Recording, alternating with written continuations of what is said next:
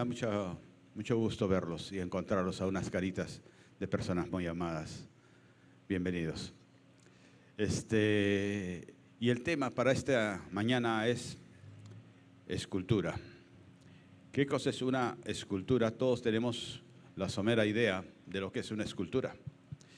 Pero vamos a ir a una breve descripción. Escultura, dice, es una obra de arte, una expresión del arte con volumen y espacio que el artista, el escultor, moldeará esa figura, sea en barro, en piedra, en madera, etc.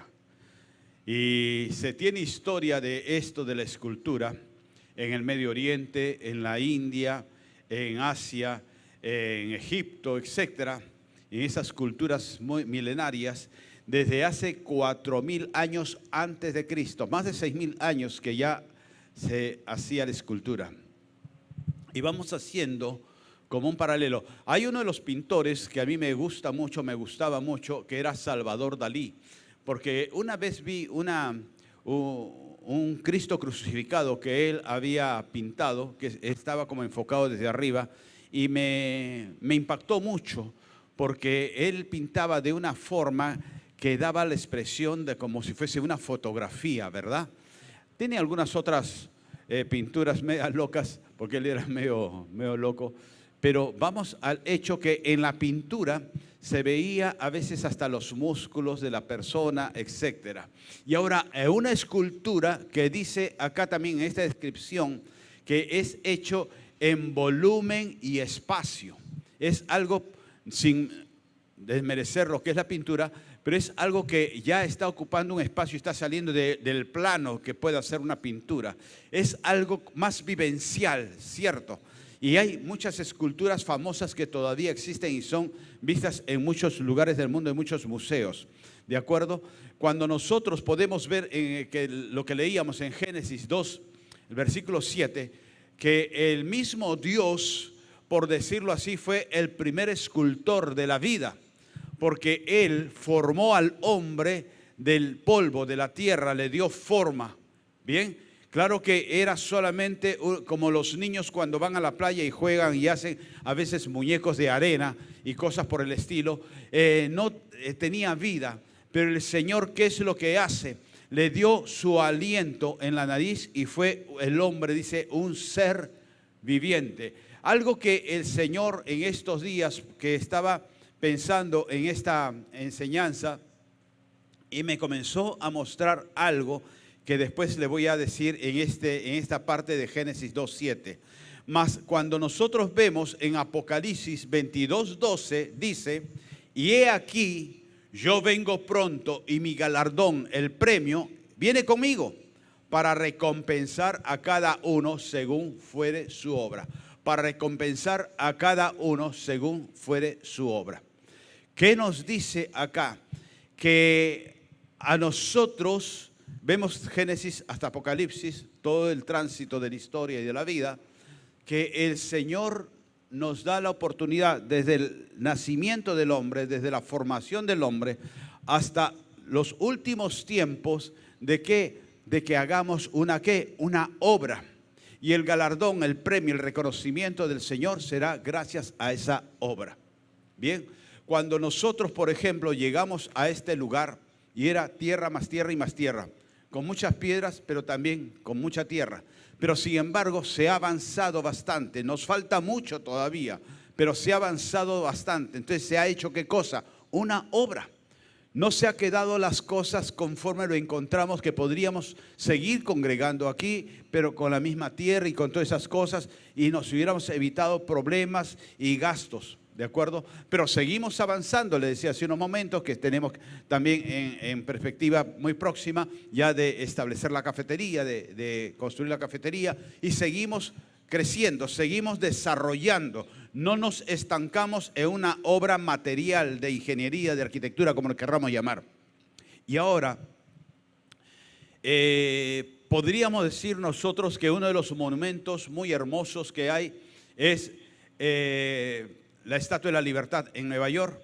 Y acá, ¿por qué no decirlo? También el monumento que tenemos en la Plaza Mayor de acá de Trujillo, ¿de acuerdo?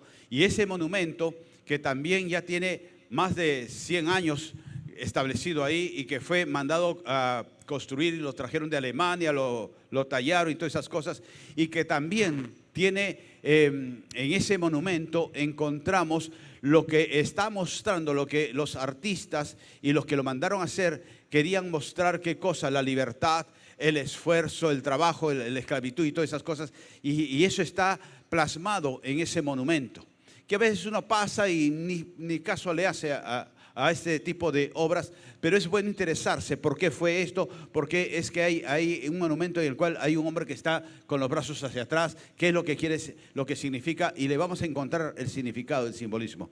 Nosotros también, así como podemos ser escultores, los que tienen el arte, por supuesto, escultores en una masa de mármol, en una masa de piedra o en barro, etcétera, etcétera, como lo puede haber sido Miguel Ángel, como puede ser Leonardo da Vinci o qué sé yo.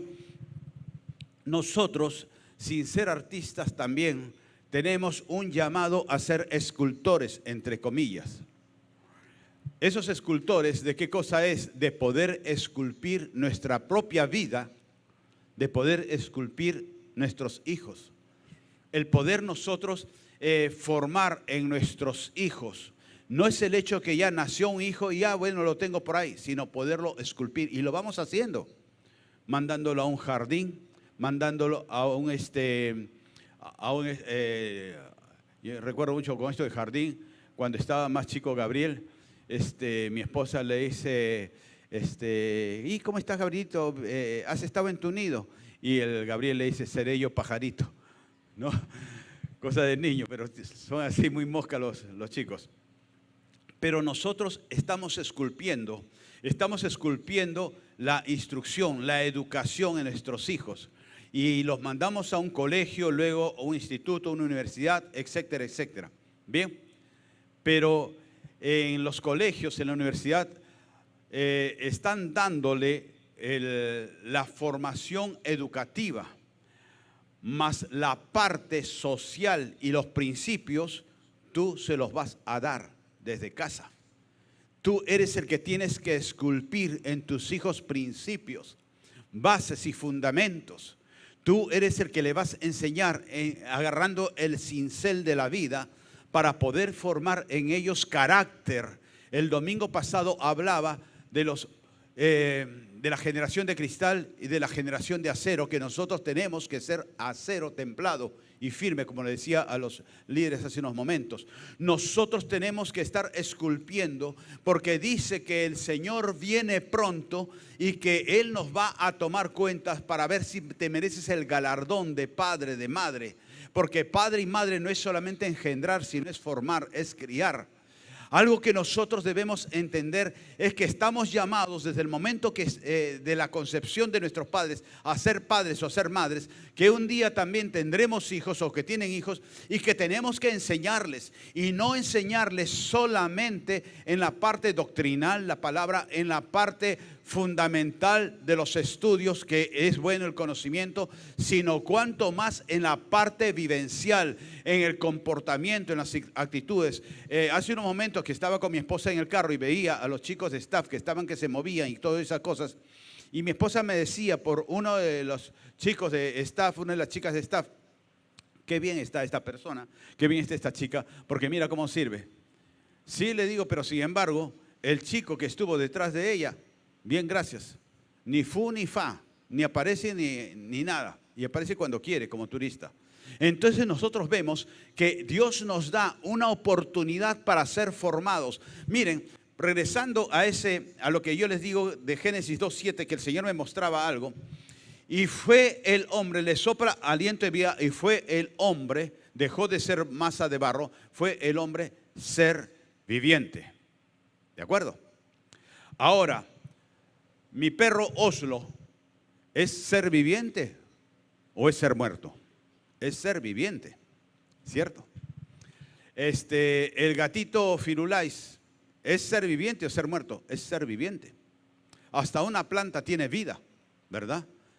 Yo les cuento algo, en el jardín de mi casa, sin habernos propuesto, se ha llenado de una enredadera con muchísimos maracuyá. ¿Quién los sembró? No lo sé, pero es para deleite de mi nieta Sofía, que a ella le encanta el maracuyá.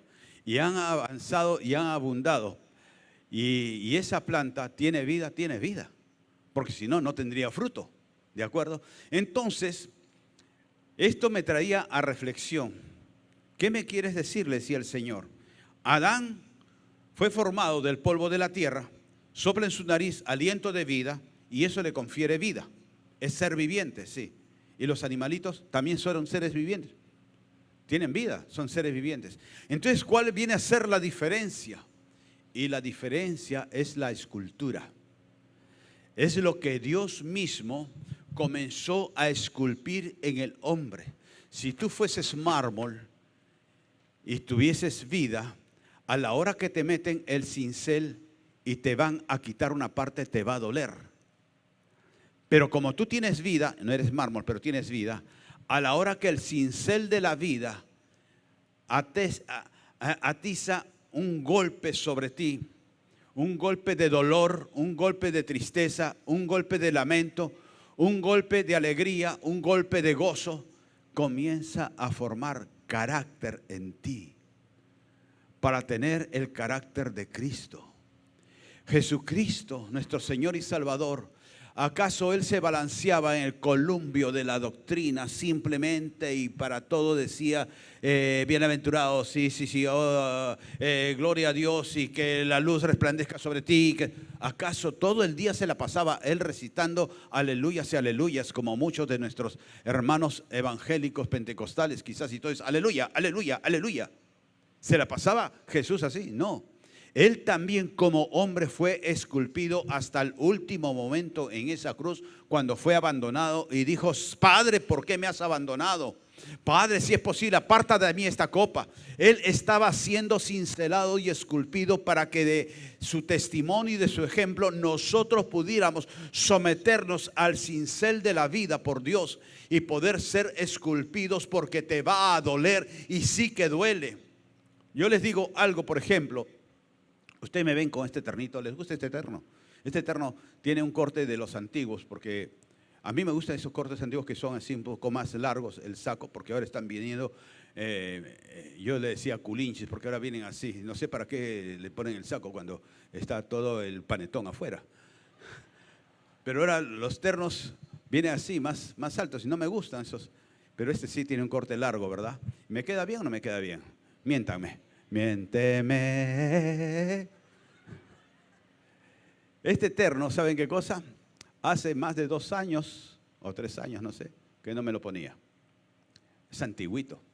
Por eso que tiene corte largo, es antiguito. Pero ¿saben por qué ahora me queda bien? No me lo ponía porque me quedaba apretado, parecía un embutido de raceto, porque me lo apretaba, ¿no? Pero ahora me queda bien. ¿Saben qué me hizo bien? No fue el gimnasio, mi querido Hernán. No fue Herbalife, que le tengo todo mi respeto a Herbalife. No fue las dietas. ¿Saben qué fue? El amor.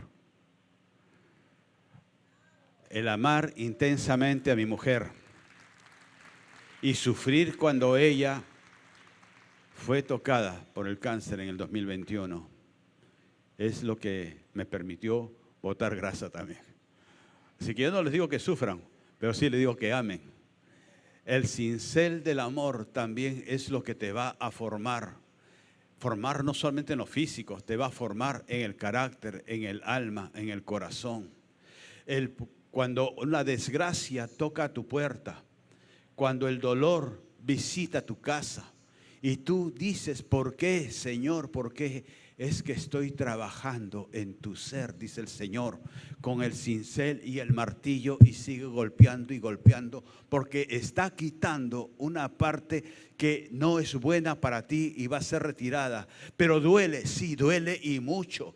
Y el mismo Padre, el mismo escultor, Dios Padre, no le gusta que sientes y que pases por ese dolor, pero tienes que pasar. Al mismo Dios Padre no le gustaba tener que entregar a su Hijo, tener que verlo en esa cruz agonizante, tener que ver que su discípulo amado Pedro lo negó, tener que ver que otro discípulo amado lo entregó, tener que verlo a su Hijo abandonado solo en la cruz y con sangre que lo cubría de pies a cabeza. Tener que ver que solamente estaba a su lado los ladrones que estaban crucificados como él. Que tener que ver que estaba en el suelo la madre de Jesús y las otras mujeres que estaban devotas hacia él. Y tener que verlo solo y tener que escuchar la voz de su hijo que le dice: Padre, Padre, ¿por qué me has abandonado? El mismo Padre tuvo que cincelar el carácter en Cristo para que nosotros podamos entender que aún en medio de la desgracia nosotros decir: Padre, ayúdame a pasar esto. Escuchaba a un predicador el otro día que decía: no debemos nosotros decir que nos saque del desierto, sino que nos ayude a pasar el desierto. Y este predicador, este pastor, decía que para llegar el pueblo de Israel a la tierra prometida, tuvo que pasar por 7 desiertos. Y están los desiertos ahí en la palabra, en Éxodo y en Números. Nosotros, para poder llegar a la bendición, tenemos que pasar el desierto. No podemos evadirnos, porque en esos desiertos, en esa soledad, en esa tormenta, en esa tristeza, en esas noches que tú muerdes tus lágrimas porque no quieres que otros se alarmen por ti, en esos momentos está siendo esculpido en ti con la sangre de Cristo el carácter que Cristo quiere infundir en ti. Cuando nosotros encontramos que el Señor hizo al hombre como un ser viviente, pero la diferencia para poder ser cristiano, hijo de Dios, no es que tienes que sufrir, sino que tienes que dejarte esculpir. El escultor primero, cuando va a esculpir, ve qué es lo que va a hacer. Dios cuando tiene el propósito de que tú nazcas un día, Él está viendo qué es lo que vas a hacer. Y el Señor tiene un propósito para todos. Muchos en el camino lo abandonan el propósito o ni siquiera lo inician. Pero nosotros debemos de tener una visión con la familia, con el hogar, con tus hijos. ¿Qué quieres para ellos? Y no es el hecho de ponernos como unas viejas cucufatas a decir: es que estoy orando por mi hijo, yo oro mucho, yo doblo rodillas, tengo costras, tengo callos en las rodillas porque estoy orando. Sí, muy bien, orando, pero con el mazo dando, pero también corrigiendo. Nosotros debemos tener una visión sobre nuestros hijos. ¿Qué es lo que queremos para ellos? Pero también el escultor en esa visión tiene que proveerse del mejor material. El mejor material para poder hacer la obra. El mejor material, pudieran buscar el mejor mármol, la mejor madera de ébano, qué sé yo, para hacer una obra que quede bien con el propósito que tienes de lo que quieres esculpir. ¿De acuerdo? Y ese mejor material, tú tienes que ver el diseño, lo que vas a hacer, qué es lo que vas a hacer, qué quieres sacar con ese material que estás proveyéndote para hacerlo. Y con eso también ver los instrumentos para tallar, los instrumentos para esculpir. Pero hoy por hoy, en estos tiempos, ¿qué instrumentos vemos para formar a nuestros hijos? El iPhone, el smartphone, el Galaxy, el internet, y les consentimos que nuestros hijos, para que no nos fastidien, prende el internet y juega lo que tú quieras. Ya me dejan en paz. ¿Por qué? Porque yo también voy a estar ocupado con esto y no tengo tiempo para mi mujer, para mis hijos o para mis padres, porque estoy muy ocupado con internet. Vamos a almorzar o a comer y nos sentamos con el aparatito y comenzamos ahí a chatear y a escribir y jajaja, y las risas y los jueguitos, que hasta los adultos entran en los juegos tontos estos. Esos son los instrumentos. ¿Qué cosa crees que estás esculpiendo para el mañana, para el futuro? ¿Qué obra vas a hacer para el futuro? ¿Qué estamos nosotros pensando y usando como instrumentos? Nosotros también tenemos que ver en ese mejor material y en los instrumentos, en qué medio los tienes a tus hijos. Y les digo algo. Mi madre no fue cristiana y católica, porque la bautizaron católica, pero no era tampoco, no era atea, pero era católica a su manera. Iba a la misa, sí, misa de difuntos, bodas y punto, nada más. Era una mujer muy activa, una mujer muy proactiva y muy trabajadora. Y yo nací en un barrio muy convulsionado en Lima, que es Barrios Altos, un barrio bravo. Pero mi madre tuvo una visión de esculpir en mí lo que ustedes hoy día pueden ver. Ella tuvo la visión de que yo salga de ese barrio, salga de ese ambiente, y no por despreciar o desmerecer el barrio, sino que estaba contaminado hasta nuestros días. Y no era un lugar propicio para nosotros. Algo similar nos sucedió a nosotros. En el año 90, 91 me quedé sin trabajo y la empresa que nos llevó a vivir a Huancayo nos dijo: Reinaldo, la empresa va a cerrar, así que nosotros te llevamos a Huancayo, te traemos a Lima, así que tienes que buscar una casa rápida para poderte traer y llevar tus cosas ahí. Y buscábamos casa por todos sitios, imagínense ustedes, ¿no? Era el tiempo del presidente difunto Alan García. Y ustedes saben cómo muchas empresas, sobre todo las transnacionales en las cuales yo trabajaba, cayeron. Pero bueno, y buscar una casa para 5 personas, nosotros 2 y nuestras 3 hijas, y ¿bajo qué presupuesto? Si no tenía trabajo. Lo único que teníamos era un Volkswagen. Y bueno, estuve buscando trabajo, buscando casa también. No encontrábamos, y encontramos dónde. ¿Saben dónde encontré una casa? Un departamento muy bonito, un dúplex, muy bonito, en Barrios Altos. Y todavía en la zona más picante de Barrios Altos, frente a la Huerta Perdida. Si es que alguien conoce Lima, sabrán qué cosa era la Huerta. Ahora la han mejorado, pero la Huerta Perdida era un sitio bravo que ahí no entraba ningún policía solo. Cuando iban a hacer una batida, entraban los policías de a 20, a 30, armados hasta los dientes y con perros. Entraban, sacaban al que tenían que sacar y se lo llevaban rápido, porque nadie podía entrar a la Huerta Perdida. Y el conjunto habitacional donde vivíamos estaba frente a la Huerta Perdida. Y ahí conseguí. Y nosotros también, yo amaba mi barrio. Y cuando viajaba, mi esposa llevaba a mis hijas al colegio. Estaba en un colegio María Auxiliadora que estaba a 2 cuadras, 2, 3 cuadras de la casa donde vivíamos. Y tenía mi esposa que atravesar ese tramo de personas delincuentes, gente que le faltaba el respeto y todas esas cosas. Y cuando yo viajaba yo no podía acompañarlas. Y por ahí conocí, por el colegio de mis hijas, conocí a uno que se llamaba Gabriel también, como mi nieto. Siempre me ha seguido el arcángel Gabriel, creo. Y este Gabriel era una persona morena, alto como de 1,90 m, 2 metros, flaco, estaba delgado por la droga, pero era ahí del barrio. Y conversábamos, nos hicimos amigos, y él era su chaleco de mi esposa. Porque el negrazo iba al lado de ella y nadie se le acercaba, porque ese negro era bravo, ¿no? Y era mi pata Gabriel. Entonces yo le puse ese chaleco. Y él no me cobraba. Claro que yo llegaba y a veces le regalaba cosas o a veces le daba algo, ¿no? Pero eso fue el arcángel Gabriel en blanco y negro que Dios nos mandó. Pero mi esposa y yo decíamos: no queremos este lugar, este ambiente para nuestras hijas. En ese conjunto habitacional que vivíamos, ahí vivía Chacalón, ¿no? Y no era una mala persona. Sus hijos sí eran delincuentes, pero él no era una mala persona.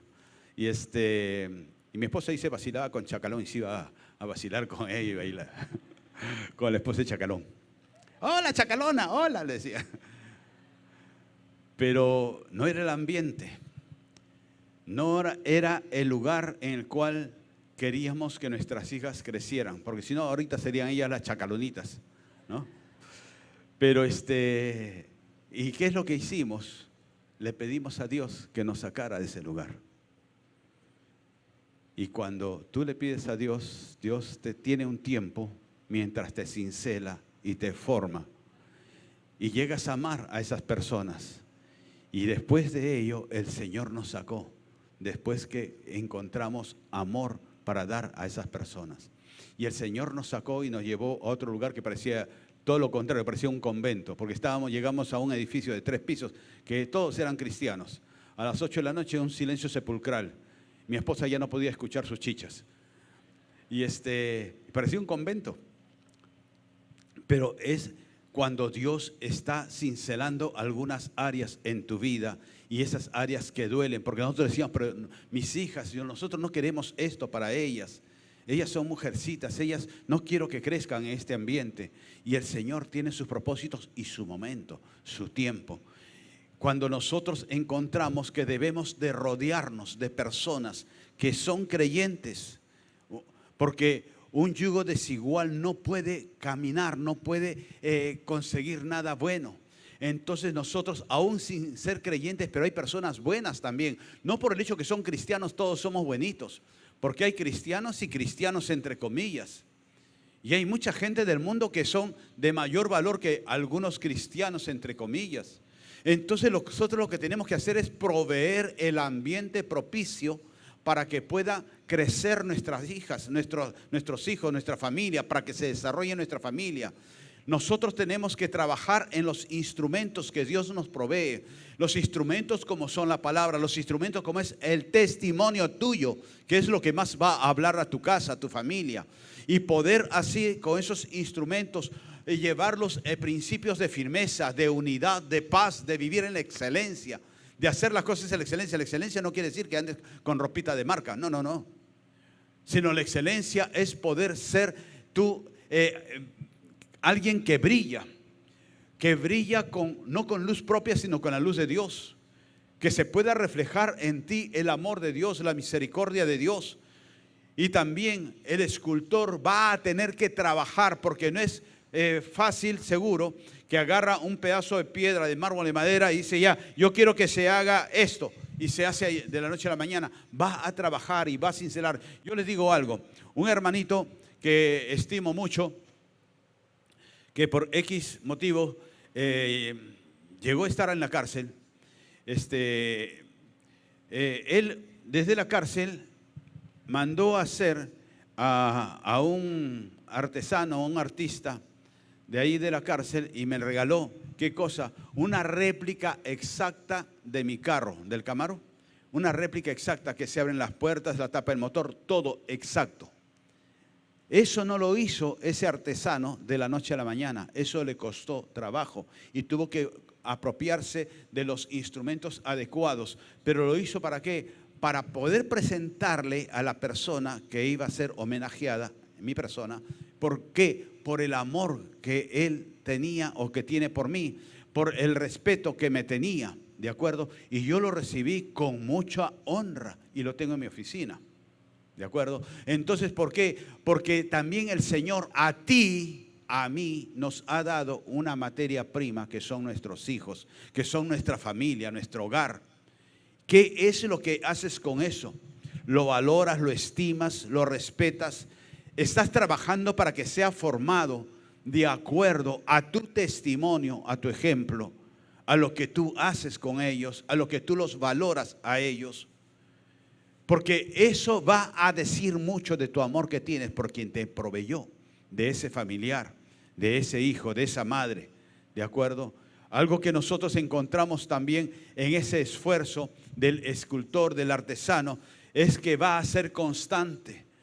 Yo, cuando estaba en la primaria, hace siglos, mi colegio estaba por el Congreso de la República, hoy en día, a la espalda del convento de San Francisco, en la avenida Bancay. Y ahí, en esa calle, que es el Jirón Junín, estaba en la cuadra 4, en la cuadra 6 más o menos, está el Palacio de Bellas Artes. Yo viví en Barrios Altos, yo a veces me iba con algún amigo o me iba solo, siempre me gustó caminar, me iba a pie, desde mi colegio hasta mi casa. Y en ese camino, a veces me metía a la Escuela de Bellas Artes y a mí me maravillaba los muchachos que estaban trabajando ahí en la pintura y los que estaban en la escultura. También me acuerdo mucho, en una ocasión ya era visitador médico y tenía que visitar la Universidad Católica, que está en Pueblo Libre, y en la Universidad Católica, para visitar a los médicos de la Universidad Católica, del Centro Médico de la Universidad. Y ahí también estaba la Escuela de Artes. Y también había muchachos que estaban con la pintura. Yo lamentablemente como pintor he sido buen predicador y como escultor he sido buen esposo. Así que nada que ver con eso. Pero me hubiese encantado poder tener alguna de esas artes, porque me maravillaba ver cómo le iban dando forma y le iban mejorando la textura y todo de la obra de la escultura. Y eso no era que lo hicieran en un momento, sino que eso les tomaba tiempo. Entonces encontramos que el escultor va a ser perseverante.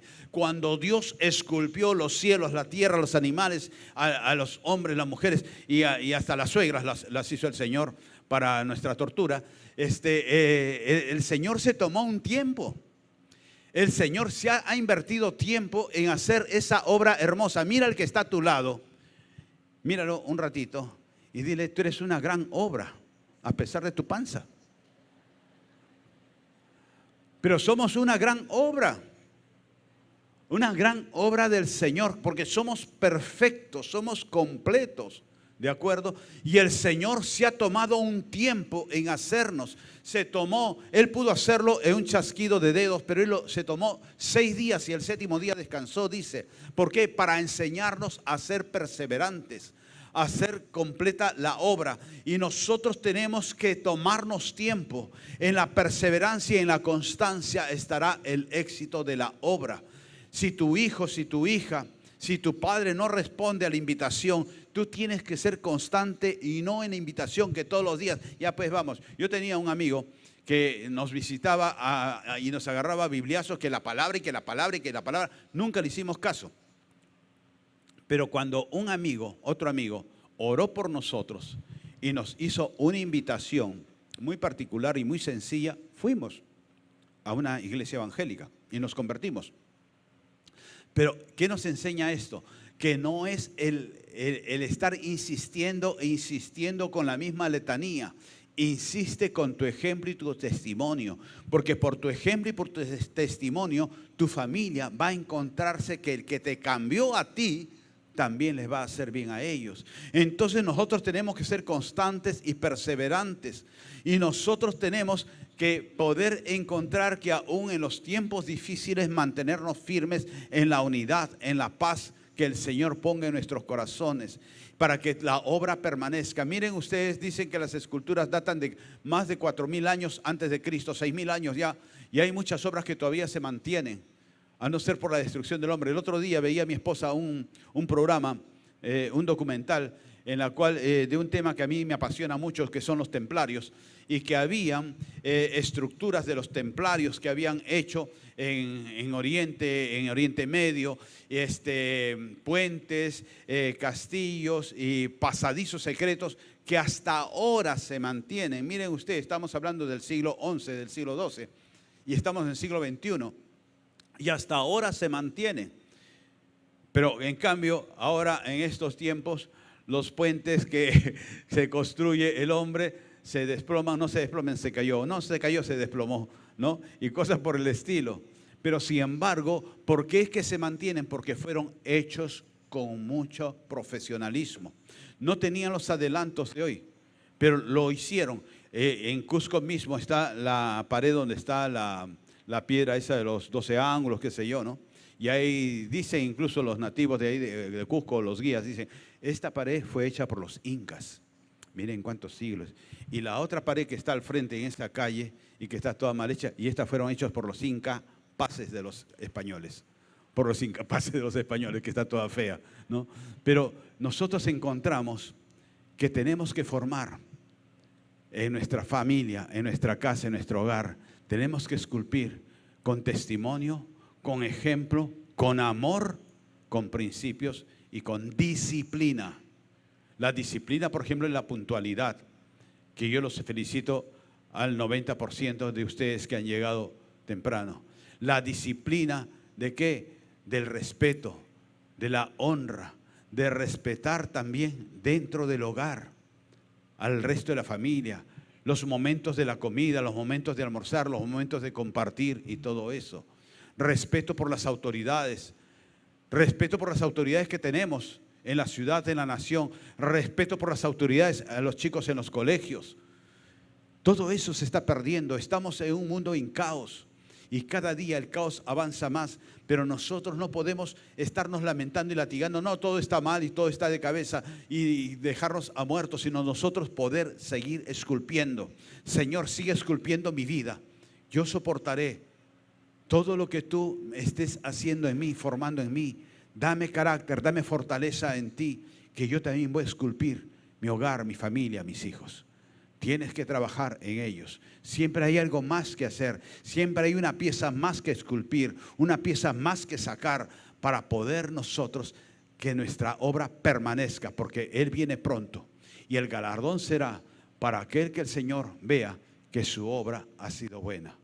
Tu obra, la obra de tu vida, la obra de tu corazón, la obra de tus labios, se ve reflejada en tu casa, en tu hogar, en tus hijos. Repito lo que dije la semana pasada. Padres de algodón hacen hijos de cristal. No seamos consentidores, disculpando la expresión, ni alcahuetes de nuestros hijos. Seamos firmes y directos. U obedeces u obedeces. Yo soy tu padre, papá, pero yo ya tengo 40 años. Igual te rompo el hocico. Obedeces u obedeces. No te queda otra alternativa. ¿De acuerdo? Dios nos dio una autoridad. Al cuerno, disculpen, lo que dicen ahora que la psicología moderna, que el respeto, que no hay que tocar al niño, que no hay que ponerle... En los colegios antes los calificativos eran de 10 para abajo en rojo, 11 para arriba azul. Ahora no, hay que ponerle A, porque si no se trauma. Hay que ponerle letritas nomás, porque no se trauman los niños. ¿Cuántos hemos salido con los calificativos bien patriotas, ahí bien en rojo, y no hemos sido traumados? Pero ahora, ay no, hay que poner... La C le ponen así con lápiz. Ay, hay que ponerle C. Y le dicen al hijo, te pongo C de campeón. ¿No? Tenemos que formar carácter en nuestros hijos.